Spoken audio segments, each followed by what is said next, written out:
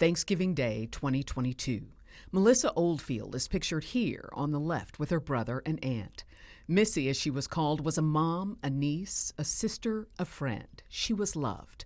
2 months after taking these pictures, Missy had surgery and then was sent to Waterview Heights in February for rehab.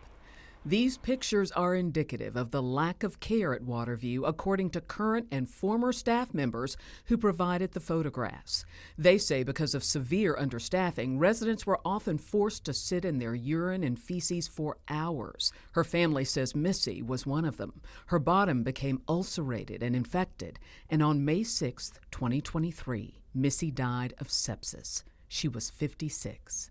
There has been times that I've been made aware, or other staff and people have been aware, that it's been over 24 hours that somebody has been changed. This nurse, we'll call her Susan, has more than 2 decades of experience and worked at Waterview Heights. She provided this picture of a mattress she says was soaked in excrement for so many years, the mattress cover has disintegrated. She says open bed sores like Missy's were not unusual. And there'll be times where there's skin conditions and no one is even aware until days later or weeks later that the people have the skin issues or the skin breakdown. Were you worried about the health and safety of your residents? Yes, ma'am. I've done several anonymous reports to the Department of Health about the condition of the residents and I just could not stand to see people like that. Susan is now working at another facility, but she wants to remain anonymous because she believes leaders at Waterview would retaliate. I have been told by other people that they can smell feces and urine. Oh, absolutely. Johnny Levert was a Waterview resident who I interviewed by phone 3 weeks ago. So you had a meeting with the director of nursing? Yeah. How did that go? Terrible. Johnny claims that Waterview administrators retaliated against him for talking to me. The day after his original interview aired, Johnny says administrators kicked him out of the facility, claiming that he broke the rules when he took the medical van to a scheduled doctor's appointment. Susan says Waterview administrators use threats and intimidation to maintain some semblance of control in a facility where often there is none. And you have one nurse for 40 patients, or you would have no nurse at all on the floor. So there will be some floors some days, or sometimes 2 floors, 3 floors some days with no nurses at all. As evidence, she showed me this text message from the director of nursing.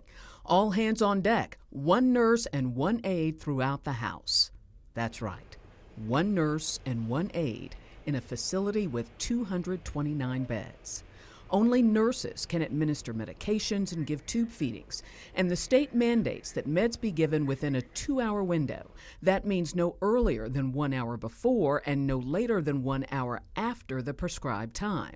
It's absolutely impossible if you have 40 people who are scheduled for medications at 8 o'clock or 9 o'clock for one nurse to give everybody their medications within that time window. And if a resident does not get his or her meds, Susan says the state requires Waterview staff to complete documentation called an audit. Time frames will be mixed up, or they will just add dates and times that audits were done when audits were not being done. So the paperwork was being faked for the state. They were being falsely documented. Yes, ma'am. Susan says she actually witnessed Waterview leaders falsifying documents that they reported to the state. But she believes state health investigators are not doing enough. I think that more pop-ups should be done when people are unaware. I think that they should stay for longer periods of time. And overall, in my opinion, I just feel that the building should just be shut down itself. The number of viewers who've contacted me with allegations about understaffing is just too numerous to count. Tonight, a nurse takes us inside the facility during her shift, and a family member tells us about her brother's experience inside Waterview Heights. This is what the entry to Waterview Heights nursing home looked like a week ago, and this is what it looks like now. The for sale sign is the first indication that something is wrong here. The parking lot and plot of land nearest Beach Avenue will go to the highest bidder because the company that owns Waterview, the Grand Healthcare System, did not pay the taxes, and those plots of land went into foreclosure. While the building itself is not in foreclosure, family members say it certainly looks like it. It was absolutely disgusting when I first walked in. Just the filth. I walked by the ice machine. And when I found out they actually use it, I was absolutely disgusted.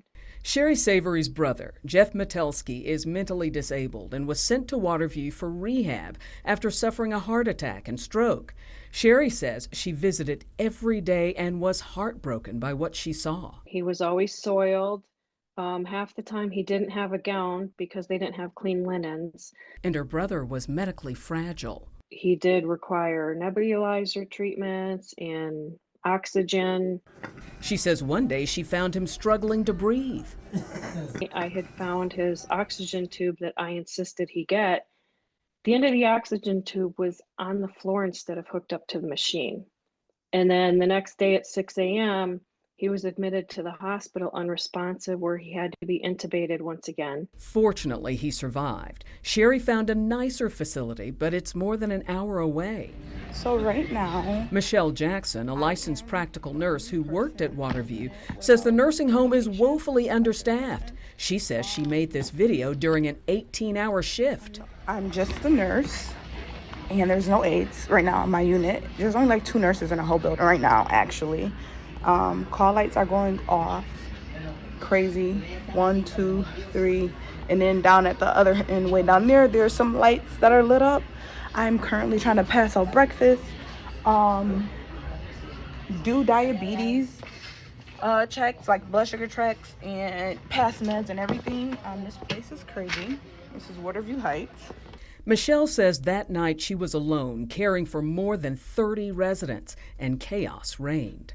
Answering questions that the residents coming up to me, you know, in the hallway, hey, I need this, I need help, or the person in my room, call bell is on the floor and they couldn't call for you, and they said they're sitting in feces, or their call bell fell and they're sliding out of bed. Michelle says she was suspended last month when narcotics disappeared from a medicine cart. Because managers didn't know who did it, she says everyone who worked that floor was suspended. But Michelle has no plans to return. Needs to be shut down. I'm sorry. It's a horrible place. A sentiment Sherry echoes. I don't know why the health department hasn't shut it down. If it was a restaurant, it would have been shut down a long time ago. So I reached out to the state health department with that very question. A spokesman said the department is committed to holding nursing home operators accountable, and went on to say Waterview's special focus facility designation has outlined the course of action it must take to improve quality. But the law does allow the health department to revoke a nursing home's operating certificate when appropriate. I've reached out to the Grand Healthcare System repeatedly, and executives have not replied to my emails and text messages. Waterview's director of nursing would only say, "Please stop texting me." And that's your consumer investigation.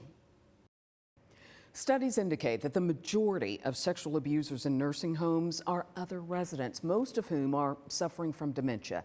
Family members say that's exactly what happened at Waterview earlier this month. And a warning, this report is disturbing and not suitable for children. It was Thursday, September 4th. The granddaughter of a Waterview Heights resident says her aunt got a shocking phone call from Rochester General Hospital. I'm informing her that her mother, who was living at Waterview Heights in Rochester, was admitted to the hospital for sexual assault. Her mother, who we'll call Ann to protect her identity, has dementia and lives here at Waterview Heights on a floor with other residents with the condition. My grandmother was left in her room, and another resident wandered in there. She doesn't know how long he was in Ann's room before a nurse walked in and caught him. The nurse checked my grandmother's undergarment, and there was blood in it. A study approved by Cornell and published by the National Institutes of Health documents factors leading to resident elder mistreatment, RREM, in New York nursing homes. It concludes that when there are fewer staff members, there are more incidents of resident-to-resident mistreatment.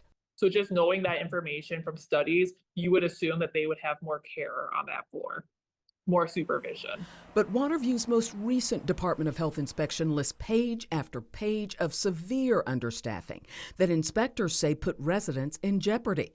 For example, on March 2nd, during the day and evening shifts, there were 4 nurses caring for 215 residents, a ratio of 1 nurse for every 54 residents. And that night was even worse. Only 2 certified nursing assistants in the entire building, a ratio of 1 CNA for every 108 residents. But leaders with the Grand Healthcare System say all of the violations listed in this 113-page report have been corrected, including staffing shortages. In a text message concerning the alleged sexual assault, the vice president of the Grand told me they, DOH, completed their investigation. They cleared the facility and staff from any violations of policy or regulatory compliance. As for Ann's granddaughter, she says seeing her grandmother at the hospital was heartbreaking. The entire time she was telling me how she wants to die and that she doesn't want to live anymore. Her grandmother will likely need emotional support. A study published in the medical journal Gerontologist found that nursing home sexual assault is so traumatic, 50% of victims die within a year of the assault. She's determined her grandmother won't be one of them. She has a message. Keep your elderly close by and just advocate and hold people accountable.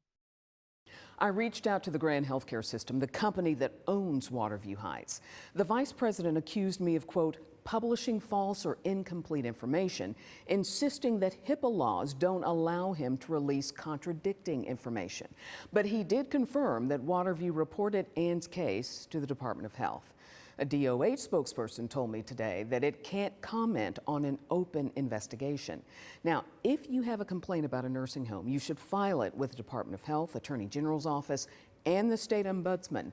I have links for you in the body of this story on our website, WHEC.com. Family members of Thomas Pridgeon say that he had to be rushed to the hospital because he'd been given too much of a medication that was supposed to help him. And the family says Waterview Heights is to blame. This is how Thomas Pridgeon's family found him at the hospital, mute and unmoving. He'd been transferred by ambulance from Waterview Heights Nursing Center. His family was shocked. After all, he seemed fine just 2 weeks before. Standing up, walking around and talking. According to his medical records, he was suffering from a brain condition called encephalopathy. Very much out of it. He wasn't cognizant at all. He was not able to hold his bowels, his urine. He was just basically laying there almost in a fetal position. The cause? Valproic acid toxicity, a drug overdose. She says doctors at the hospital disclosed that shocking news. They immediately told us that he had too much of those 2 medications in his system and he was overdosed. And pretty much if he hadn't came in, his blood levels was higher than they've ever seen before. She's talking about elevated ammonia levels caused by an overdose of the drug Depakote. An overdose, the family says, was administered here, Waterview Heights Nursing Center. What was your immediate reaction? I had to get him out, completely out of that nursing home.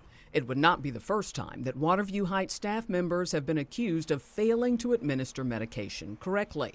In a recently released Department of Health report, inspectors noted there was no documented evidence that 193 residents had received multiple medications on multiple days, from February 13th through the 17th, and 213 residents for more than a week, from March 21st through the 30th. As for Thomas, his cousin says he's slowly improving. He's just now starting to eat. He's just now starting to take in fluids. But she says he has a long way to go, and the hospital wants to discharge him. So now the family is desperately searching for any other nursing home but Waterview. If you could speak to the Department of Health, what would you say? Clean it up and shut it down. If possible, shut it down. I reached out to the Grand, the company that owns Waterview Heights Nursing Center. A vice president told me just after 4 p.m. that he hadn't received the message that I sent him earlier this afternoon, and he's reviewing the information.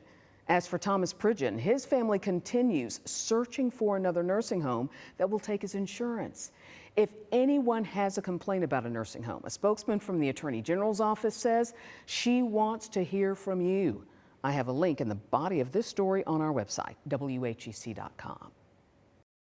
A temporary manager has been appointed to oversee the facility. Now, this comes less than 2 weeks after the release of an inspection report that calls into question the deaths of 4 residents. More than a dozen News 10 NBC investigations detail immeasurable suffering at Waterview Heights Rehabilitation and Nursing Center. Residents left lying for hours in their urine and feces, painful, life-threatening bed sores, suffering all documented by Department of Health inspectors. So last year, the Centers for Medicare and Medicaid Services slapped Waterview with this designation, a special focus facility, because it consistently demonstrated failure to maintain compliance with a history of practices that resulted in harm to residents. If you're a special focus facility, my understanding is you, instead of having an inspection once every 18 months, you have 2 a year. 2 a year, and you have to pass 2 of them to even be considered removal from the list, 2 in a row. But Waterview Heights failed miserably. In fact, inspectors determined residents were in immediate jeopardy. Earlier this month, the Department of Health released this 113-page inspection report, saying Waterview Heights found Legionella, a possibly deadly bacteria, in multiple water samples dating back to 2024. But the New York State Health Department was not notified. 7 residents got sick, 3 of whom died. All had been in areas where the bacteria was found. The inspection report also says the facility failed to ensure residents at risk of choking received adequate supervision and/or assistance during meals. Then it details the death of resident 308, who was found on the floor, unresponsive in front of the nurse's station, with an excessive amount of soft mush substance coming from their mouth. All violations that led CMS, the Centers for Medicare and Medicaid Services, to take action. They've imposed some civil monetary penalties on the owner, which I think is very warranted. But second is that they've put in this temporary manager. And that temporary manager also has the ability to hire and fire, correct? Hire, fire, make staffing decisions. And that manager will report directly to the Department of Health. Does it alleviate some of those concerns to know that a temporary manager will be in place? I do feel better, but until we actually hear from families, it's hard to get a sense of relief yet. I reached out to the Grand, the owner of Waterview Heights, for a response, and a vice president confirmed the appointment of that temporary manager and said he'd have no further comment. It's important to note that that appointed manager will remain at the facility until the Waterview is in compliance, and the manager has faith that it can and will remain in compliance. Back to you.